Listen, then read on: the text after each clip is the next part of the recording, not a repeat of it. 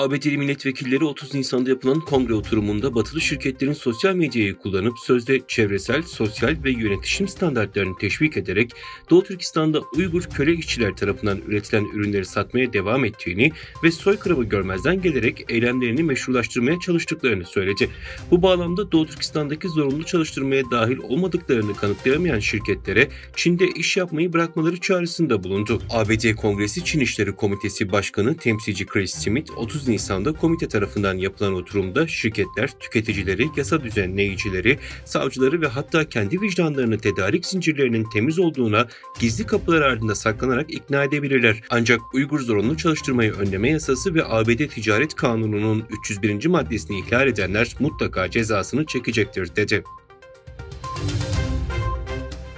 Tayvan'ın Almanya Büyükelçisi Çin Komünist Partisi tarafından işgal edilen topraklarda uygulanan acımasızlıkları açığa vurdu. Münih'te kutlanan Dünya Uygur Kongresi'nin 20. yıl dönümünde konuşan Tayvan elçisi, işgal altındaki topraklara mensup insanların nasıl aynı kaderi paylaştığını sıraladı ve birlikte durma ihtiyacını vurguladı. Büyükelçi açıklamasında ayrıca Çin'i ve Birleşmiş Milletler'in insanlığa karşı tüm acımasızlıklarının farkında olmasına rağmen ülke üzerinde herhangi bir eylemde bulunmaması nedeniyle eleştirdi. Birleşmiş Milletler tüzüğünden alıntı yaparak eğer Çin Komünist Partisi tarafından Uygurlara, Tibetlilere, Hong Kong ve halkına karşı işlenen tüm acımasızlıklar bir araya getirilebilseydi o zaman Çin Halk Cumhuriyeti uzun zaman önce Birleşmiş Milletler'den ihraç edilmiş olurdu ifadelerini kullandı.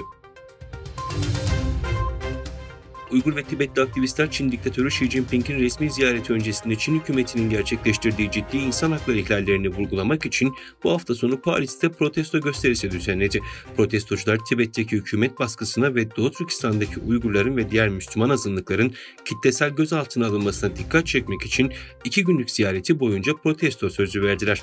Bu hafta sonu mitingler düzenleyen İnsan Hakları İzleme Örgütü ve Uluslararası Af Örgütü Fransa Cumhurbaşkanı Macron'un Xi ile görüşmesinde insan hakları konusunu gündeme getirmeye çağırdı. ABD Hint-Pasifik Kuvvetleri'nin yeni komutanı Paparo, Çin'le ilgili artık aciliyet duygusuyla harekete geçmeliyiz dedi. Paparo, devir teslim töreninde yaptığı konuşmada Çin'in genişleyen bölgesel nüfuzu karşısında ülkesinin müttefik kabul ettiği ülkelerle işbirliği halinde caydırıcılığın arttırılması gerektiğini vurguladı. İsrail Başbakanı Benjamin Netanyahu sosyal medya hesabından paylaştığı görüntülü mesajda İsrail ile Hamas arasında esir takası mutabakatı müzakereleri hakkında açıklamalarda bulundu. Son birkaç haftada esir takası müzakereleri kapsamında çalışmalar yaptıklarını söyleyen Netanyahu, İsrailli esirlerin serbest bırakılması karşılığında Gazze'de geçici ateşkese hazır olduklarını söyledi. Son yıllarda dünyanın her yerinde yaşayan Uygur diasporası arasında her yıl 5 Mayıs'ta Uygur Dokba Bayramı kutlaması popüler hale geldi. Bu yılda 5 Mayıs günü Facebook ve Instagram gibi sosyal medyada yayılan mesajlar yurt dışında yaşayan Uygurları 5 Mayıs Şapka gününde şapka takmaya ve Uygur ulusal kıyafet geleneklerini göstermeye çağırdı.